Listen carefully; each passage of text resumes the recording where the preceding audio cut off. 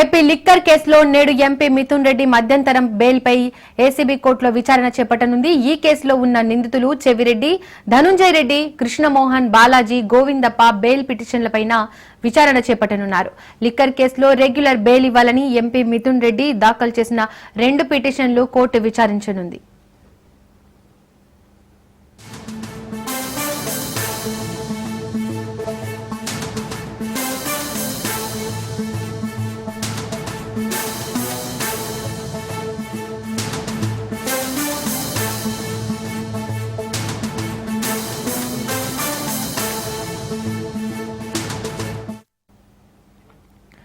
AP liquor కేసులో నేడు MP Mithun Reddy మధ్యంతరం బెయిల్పై ఏసీబీ కోర్టులో విచారణ చేపట్టనుంది. ఈ కేసులో ఉన్న నిందితులు చెవిరెడ్డి, ధనుంజయ రెడ్డి, కృష్ణమోహన్, బాలాజీ, గోవిందప్ప బెయిల్ పిటిషన్లపై విచారణ చేపట్టనున్నారు. లిక్కర్ కేసులో రెగ్యులర్ బెయిల్ ఇవ్వాలని ఎంపీ మిథున్ రెడ్డి వ్యాఖ్యలు చేసినట్లు 2 పిటిషన్లు కోర్టు విచారించనుంది. ఇక దీనికి సంబంధించి మోర్ డీటెయిల్స్ మా ప్రతినిధి శ్రీనివాస్ అందిస్తారు. Srinivas, Deepika, AP liquor scam కేసుకు సంబంధించి నిందితులు వైఎస్ఆర్సీపీ ఎంపీ మిథున్ రెడ్డి, అట్లాగే గతంలో అరెస్ట్ అయినటువంటి చెవిరెడ్డి భాస్కర్ రెడ్డి, ధనంజయ రెడ్డి, కృష్ణమోహన్, అలాగే బాలాజీ, గోవిందప్ప బెయిల్ పిటిషన్లపై ఈ రోజు విజయవాడ ఏసీబీ కోర్టులో విచారణ జరగనుంది. అయితే వైఎస్ఆర్సీపీ ఎంపీ మిథున్ రెడ్డి రాజమండ్రి జైల్లో ఇప్పటికే రిమాండ్ ఖైదీగా ఉన్నారు. అట్లాగే మిగిలిన నిందితులు చెవిరెడ్డితో పాటు ధనంజయ రెడ్డి, కృష్ణమోహన్ రెడ్డి, గోవిందప్ప వీళ్ళందరూ కూడా విజయవాడ జిల్లా జైల్లో విజయవాడ జిల్లా జైల్లో రిమాండ్ ఖైదీలుగా గత కొంతకాలంగా వాడు వెళ్తున్నారు. అయితే ఎంపీ మిథున్ రెడ్డి వేసినటువంటి 2 బెయిల్ పిటిషన్ల కోసం మాత్రం, అంటే కండిషన్ బెయిల్ తో పాటు రెగ్యులర్ బెయిల్ కూడా తనకు మంజూరు చేయాలని కూడా మిథున్ రెడ్డి గతంలోనే తన న్యాయవాది ద్వారా కూడా విజయవాడ కోర్టు బెయిల్ పిటిషన్ ఈ రోజు మరి కాసేపట్లో న్యాయమూర్తి ఈ పిటిషన్ విచారిస్తున్నారు.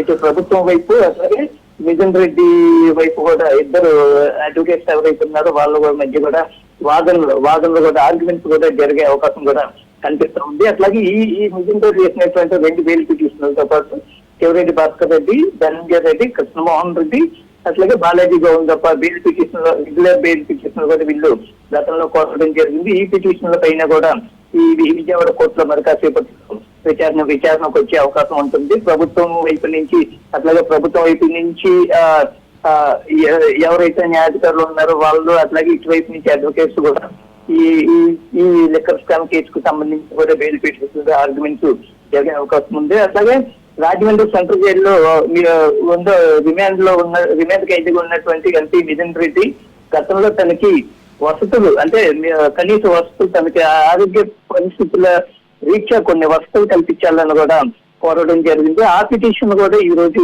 ఏసీబీ కోర్టులో విచారణ జరిగే అవకాశం ఉంది. అట్లాగే వీటితో పాటు ముఖ్యంగా ఏంటంటే ఈ కేసుకు సంబంధించి గతంలో ఏసీ సిట్ అధికారులు చేసినటువంటి ఛార్జ్ షీట్ల పైన కూడా న్యాయం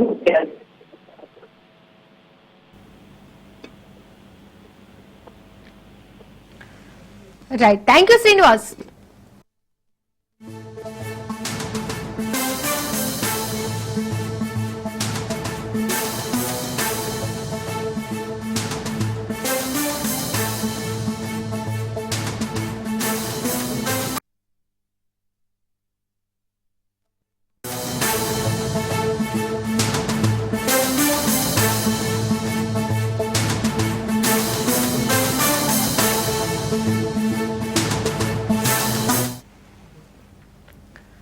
రాష్ట్రంలో త్వరలో జరగనున్న స్థానిక సంస్థల ఎన్నికల్లో వెనుకబడిన తరగతులకు 42% రిజర్వేషన్లు కల్పించేందుకు ప్రభుత్వం ప్రత్యామ్నాయ మార్గాలను అన్వేషిస్తోంది. శాసనసభ ఆమోదించిన బిల్లుకు గవర్నర్ నుంచి ఆమోదం లభించడంలో జాప్యం జరుగుతుండటంతో ప్రత్యేకంగా ప్రభుత్వ ఉత్తర్వులు జారీ చేసి ఎన్నికలకు వెళ్లాలని యోచిస్తున్నట్లు విశ్వసనీయ వర్గాల ద్వారా తెలిసింది. దీనికి సంబంధించిన కసరత్తు ఇప్పటికే పూర్తయిందని, 1-2 రోజుల్లో అధికారిక జీవో వెలువడే అవకాశం ఉందని సమాచారం.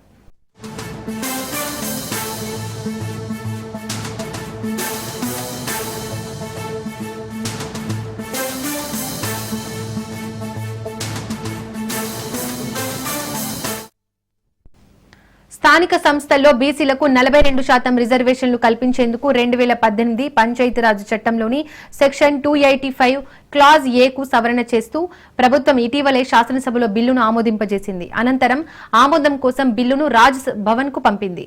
అయితే గవర్నర్ జిష్ణుదేవ్ వర్మ నుంచి ఇప్పటి వరకు ఎలాంటి నిర్ణయం వెలువడలేదు. ఈ క్రమంలో ఇటీవల కాంగ్రెస్ నేతృత్వంలోని అఖిలపక్ష బృందం గవర్నర్ ను కలిసి బిల్లును వెంటనే ఆమోదించాలని కోరింది. అయినప్పటికీ రాజ్ భవన్ నుంచి సానుకూల స్పందన రాకపోవడంతో ప్రభుత్వం ఈ కీలక నిర్ణయం తీసుకున్నట్లు తెలుస్తోంది.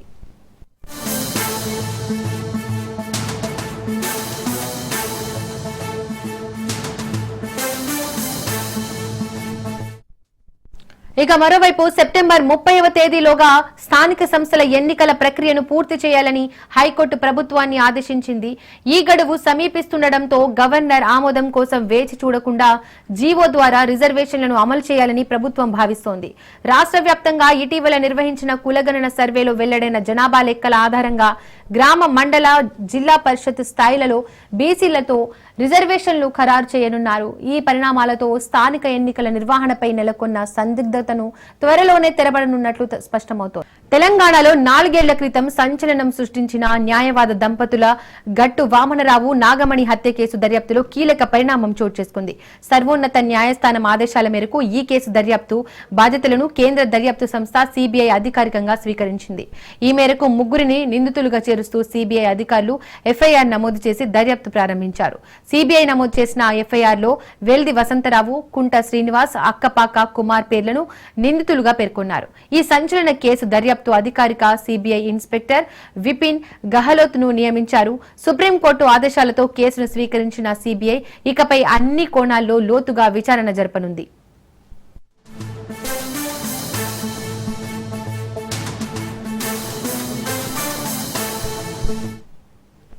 2021 ఫిబ్రవరి 17న పెద్దపల్లి జిల్లా రామగిరి మండలం కల్వచర్ల సమీపంలో హైకోర్టు న్యాయవాదులైన వామనరావు, ఆయన భార్య సతీమణి నాగమణి దంపతులను కొందరు దుండగులు నడి రోడ్డుపై దారుణంగా నరికి హత్య చేశారు. అప్పట్లో ఈ ఘటన రాష్ట్ర వ్యాప్తంగా తీవ్ర కలకలం రేపింది. కేసును విచారించిన రాష్ట్ర పోలీసులు కొందరు నిందితులను అరెస్ట్ చేశారు. అయితే రాష్ట్ర పోలీసుల దర్యాప్తుపై అసంతృప్తి వ్యక్తం చేసిన వామనరావు తండ్రి గట్టు కిషన్ రావు ఈ కేసును సిబిఐకి అప్పగించాలని కోరుతూ సుప్రీంకోర్టులో పిటిషన్ దాఖలు చేశారు. దీనిపై విచారణ చేపట్టిన సుప్రీంకోర్టు గత నెల ఆగస్టు 12న కేసును సిబిఐకి బదిలీ చేస్తూ కీలక ఆదేశాలు జారీ చేసింది. ఈ నేపథ్యంలో తాజాగా సిబిఐ రంగ ప్రవేశం చేయడంతో ఈ కేసు దర్యాప్తు మళ్లీ మొదటికి వచ్చినట్టయింది.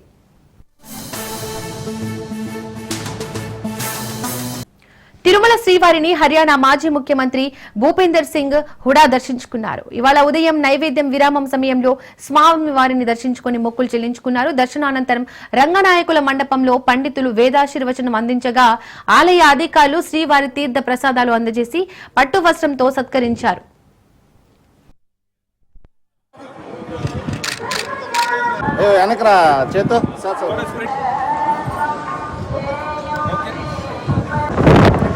Sir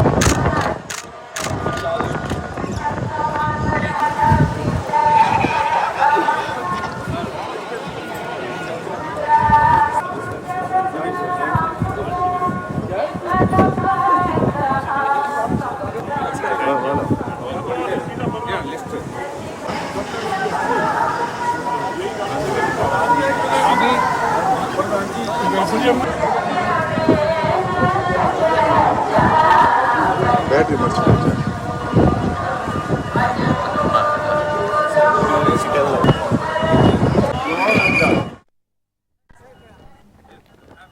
anti terrorism front chairman Maninderjit Singh Bitta Tirumala శ్రీవారిని దర్శించుకున్నారు. ఇవాళ ఉదయం వీఐపీ విరామ సమయంలో కుటుంబ సభ్యులతో కలిసి స్వామివారి సేవలో పాల్గొని మొక్కులు చెల్లించుకున్నారు.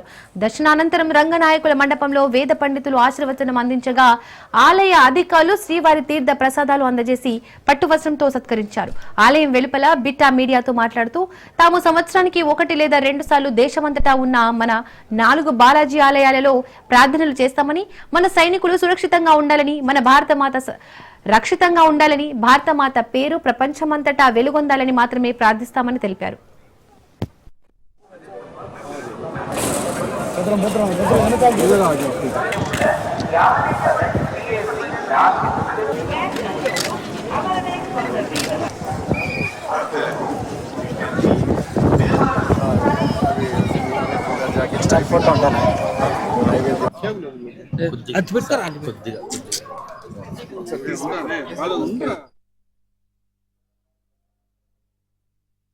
दो साल में कई बार जहाँ तिरुपति बालाजी के चरणों में आता है, हमारे बालाजी के चरणों में एक ही प्रार्थना होती है, हमारी सीमाएं सुरक्षित रहे, हमारे जवान सुरक्षित रहे, हमारी भारत माँ सुरक्षित रहे और इस भारत माता का नाम पूरी दुनिया में, पूरी विश्व में ऊंचा हो, यही हमारी प्रार्थना रहती है। और आतंकवाद बिल्कुल खत्म होना चाहिए भारत से, ये हमारी प्रार्थना रहती है। రాజన్న సిరిసిల్ల జిల్లాలో ప్రసిద్ధ పుణ్యక్షేత్రమైన వేములవాడ శ్రీ రాజరాజేశ్వర స్వామి ఆలయ విస్తరణ పనులు ప్రారంభం కావడంతో పాటు భీమేశ్వర ఆలయంలో అభివృద్ధి పనులు కొనసాగుతున్నాయి. వేములవాడ శ్రీ రాజరాజేశ్వర స్వామి దేవస్థానం ఆలయ విస్తరణ పనులు శరవేగంగా కొనసాగుతున్నాయి. ఇందుకోసం ఇప్పటికే 76 కోట్ల రూపాయలు మంజూరయ్యాయి. గుడి చెరువులోని కళాభవన్ కూల్చివేతలను ప్రారంభించారు. ప్రతిరోజు జరిగే నిత్య కళ్యాణాలు, శ్రీ సత్యనారాయణ వ్రతాలు, హోమాలను ఓపెన్ స్లాబ్ లోకి మార్చారు. భక్తులు తలనీలాలు సమర్పించుకునే కళ్యాణ కట్టను కూల్చివేయనున్నారు. భీమేశ్వర ఆలయంలో భక్తుల దర్శనాలకు 3 కోట్ల 48 లక్షల రూపాయలతో ఏర్పాట్లు కొనసాగుతున్నాయి. ఆలయ అభివృద్ధి పనులను ఎప్పటికప్పుడు ఈవో రమాదేవి పర్యవేక్షిస్తున్నారు.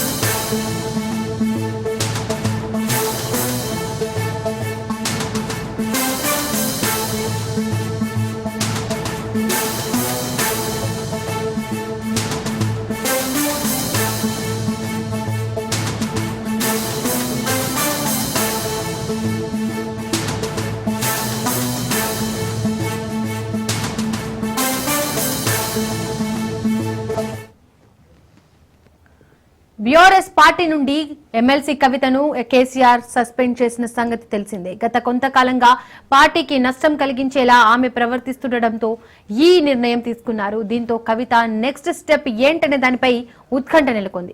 బీఆర్ఎస్ పార్టీ నుండి సస్పెన్షన్ కు గురైన కవిత కొత్త పార్టీ పెట్టబోతున్నారని తెలుస్తోంది.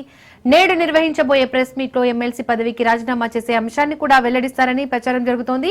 ఇప్పటి వరకు పార్టీలోనే కొనసాగుతూ నిరసన గళం వినిపించిన కవిత సస్పెన్షన్ తర్వాత ఏం మాట్లాడబోతున్నారనేది హాట్ టాపిక్ గా మారింది. ఎవరిని టార్గెట్ చేయబోతున్నారు, ఎవరి బండారం బయట పెట్టబోతున్నారు, ఆమె రాజకీయ వ్యూహం ఏమిటి అన్నది చర్చనీయాంశంగా మారింది. ఇదిలా ఉండగా బీఆర్ఎస్ నాయకులు ఒక్కొక్కరుగా స్పందిస్తున్నారు, పార్టీ నిర్ణయాన్ని స్వాగతిస్తున్నారు.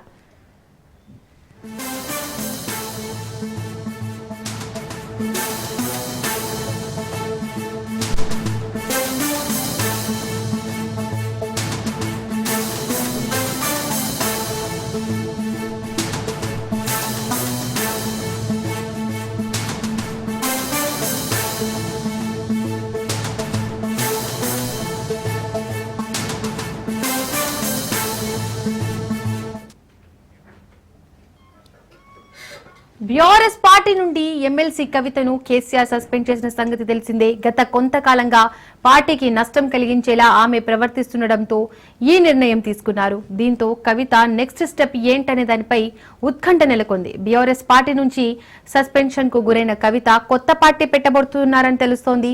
నేడు నిర్వహించబోయే ప్రెస్ మీట్ లో ఎమ్మెల్సీ పదవికి రాజీనామా చేసే అంశాన్ని కూడా వెల్లడిస్తారని ప్రచారం జరుగుతోంది. ఇప్పటి వరకు పార్టీలోనే కొనసాగుతూ నిరసన గళం వినిపించిన కవిత సస్పెన్షన్ తర్వాత ఏం మాట్లాడబోతున్నారనేది హాట్ టాపిక్ గా మారింది. ఎవరిని టార్గెట్ చేయబోతున్నారు, ఎవరి బండారం బయట పెట్టబోతున్నారు, ఆమె రాజకీయ వ్యూహం ఏమిటి అన్నది చర్చనీయాంశంగా మారింది. ఇదిలా ఉండగా బీఆర్ఎస్ నాయకులు ఒక్కొక్కరుగా స్పందిస్తున్నారు, పార్టీ నిర్ణయాన్ని స్వాగతిస్తున్నారు.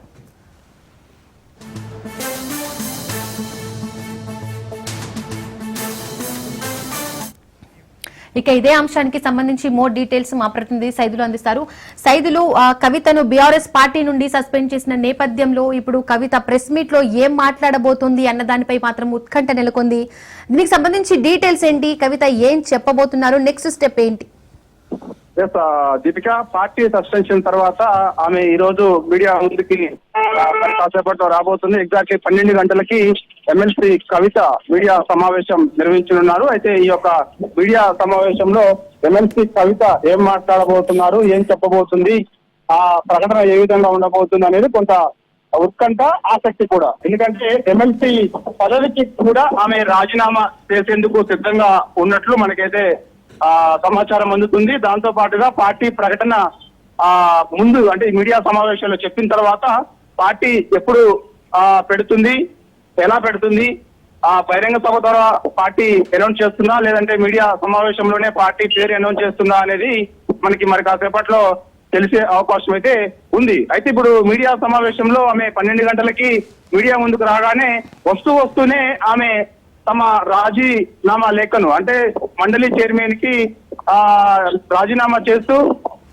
స్పీకర్ అంటే మండలి చైర్మన్ ఫార్మాట్ లో రాజీనామా చేస్తూ ఆమె ఆ లేఖను మీడియా ముందుకు తీసుకొని మీడియా ముందే ఆమె నేను ఎమ్మెల్సీ పదవికి రాజీనామా చేస్తున్నానని ఆమె చెప్పే అవకాశాలు ఎక్కువగా ఉన్నట్లు తెలుస్తుంది. ఎందుకంటే ఆమె మండలి ఫార్మాట్ లో రాజీనామా చేసిన తర్వాత ఎమ్మెల్సీ పదవికి ఆమె అక్కడికి వెళ్లకుండా ఆమె మండలి చైర్మన్ కి మెయిల్ ద్వారా లేదంటే వాళ్ళ యొక్క జాగృతికి చెందినటువంటి నాయకుల ద్వారా పంపించే అవకాశం ఉన్నట్లు కూడా తెలుస్తుంది. దాని తర్వాత ఇక మీడియాతో ఆమె మాట్లాడతారు. మొదటగా మాత్రం నేను పార్టీ సస్పెన్షన్ తర్వాత నేను నా ఎమ్మెల్సీ పదవికి రాజీనామా చేస్తున్నాను అని ఆమె ముందు అదే చెప్పబోతుంది. దాని తర్వాత ఇక వెంటనే ఆమె ఇక అనేక అంశాలు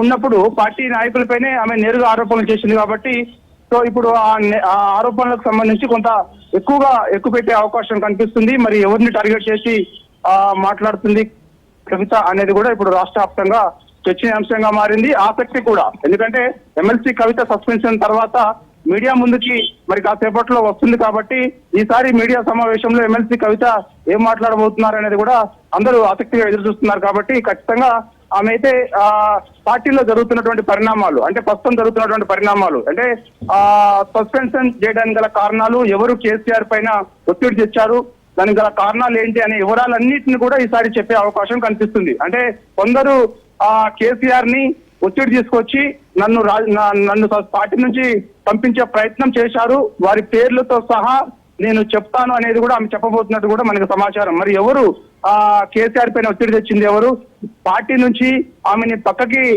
తప్పించాలని, పార్టీ నుంచి వెళ్ళిపోయేలా చేయాలని చెప్పేసి కుట్ర చేసింది ఎవరు, మరి ఏంటి, కేసీఆర్ మరి అంత ఈజీగా వారు చెప్పిన మాటలకి లొంగి ఆమెను సస్పెండ్ చేశారా, ఇవన్నీ కూడా మనకి ఇప్పుడు చర్చకు వచ్చే అంశాలు. కాబట్టి ఖచ్చితంగా ఈ అంశాలన్నింటినీ కూడా ఆమె చెప్తారని చెప్పేసి కూడా మనకి జాగృతి కార్యకర్తల ద్వారా విశ్వసనీయ సమాచారం మాత్రమే. కాకపోతే ఇప్పుడు ఆ సస్పెన్షన్ కి సంబంధించి ఆల్రెడీ సస్పెండ్ అయింది కాబట్టి సో ఇప్పుడు దానిపైన పెద్దగా మాట్లాడినప్పటికీ కూడా దానికి గల కారణాలు మాత్రమే ఆమె చెప్పే అవకాశం ఉంది.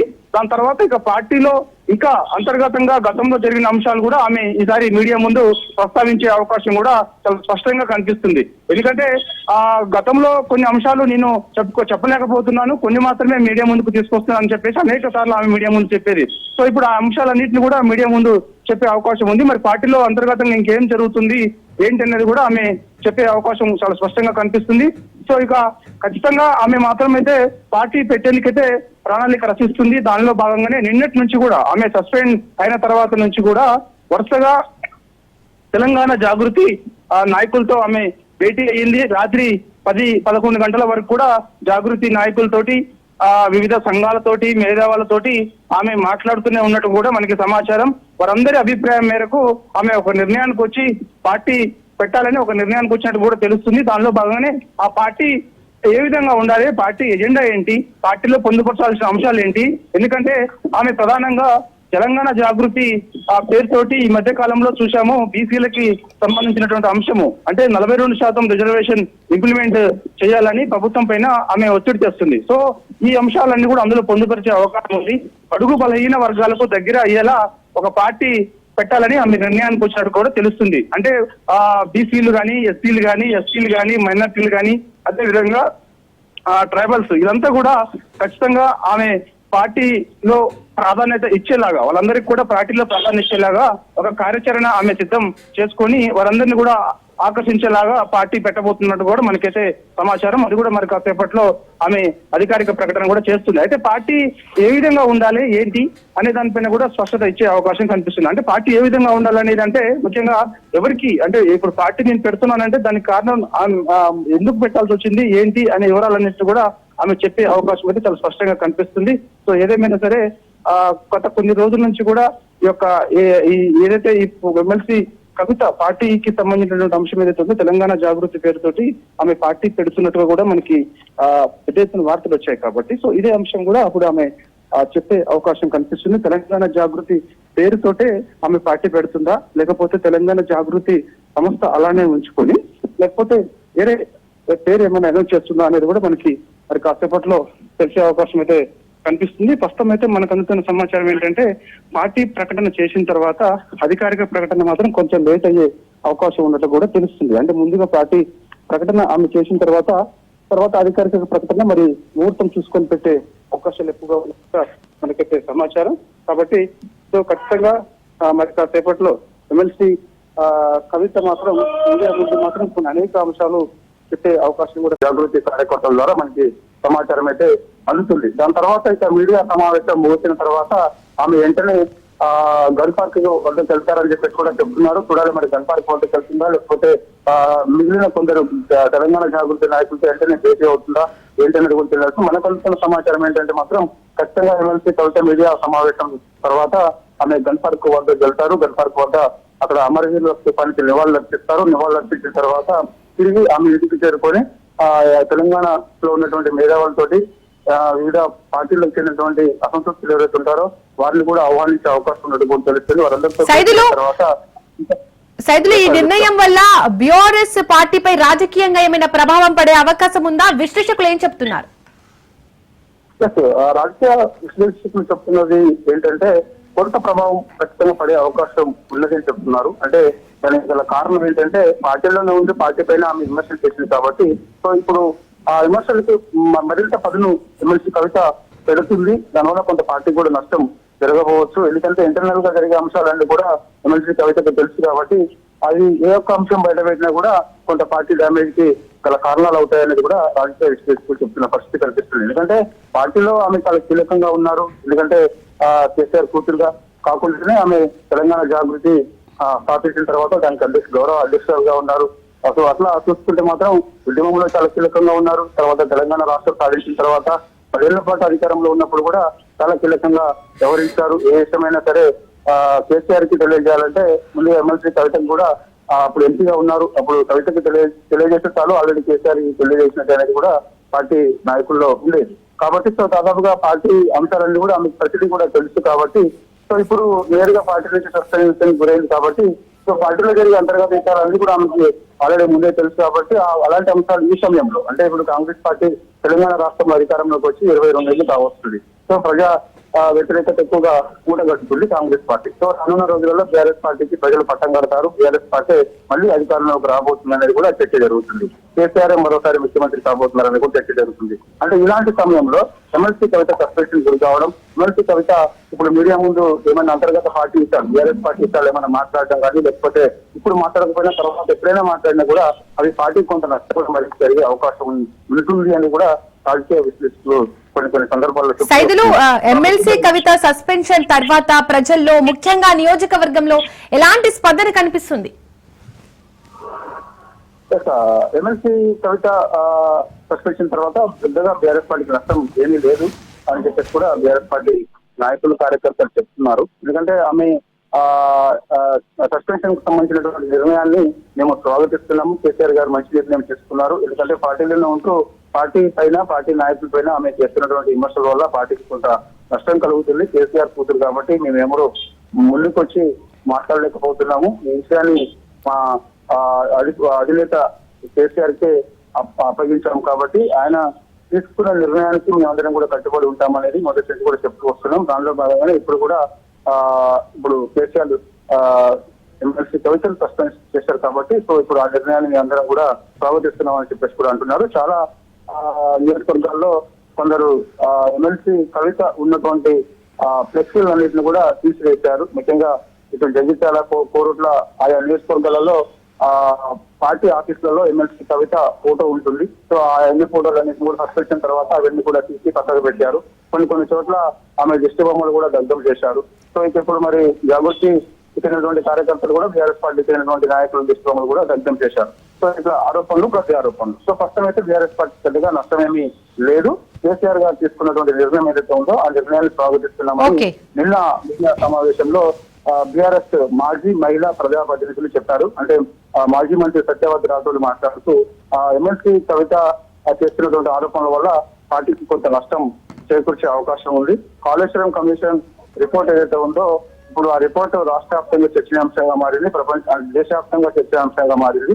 సో ఆ రిపోర్ట్ లో కమిషన్ లో ఏం పొందుపరిచారు ఏంటనేది ఇప్పుడు జరుగుతున్న పరిణామంలో ఒంటి చేతితోటి ప్రభుత్వాన్ని అసెంబ్లీలో డిఫెన్స్ చేస్తున్నటువంటి హరీష్ రావు ఇలాంటి సమయంలో నేరుగా కొందరు వ్యక్తుల పైన ఎమ్మెల్సీ కవిత చేసినటువంటి ఆరోపణల వల్ల పార్టీకి మరింత నష్టం చేకూరుస్తుంది. అందుకే కేసీఆర్ గారు కార్యకర్తల నిర్ణయం మేరకు ఈ నిర్ణయం తీసుకున్నారంటే పెట్టుబడి పెట్టారు. సో అందువల్ల ఆమె సస్పెన్షన్ తర్వాత పార్టీకి పెద్దగా నష్టమేమి కూడా వాళ్ళు చెప్పారు.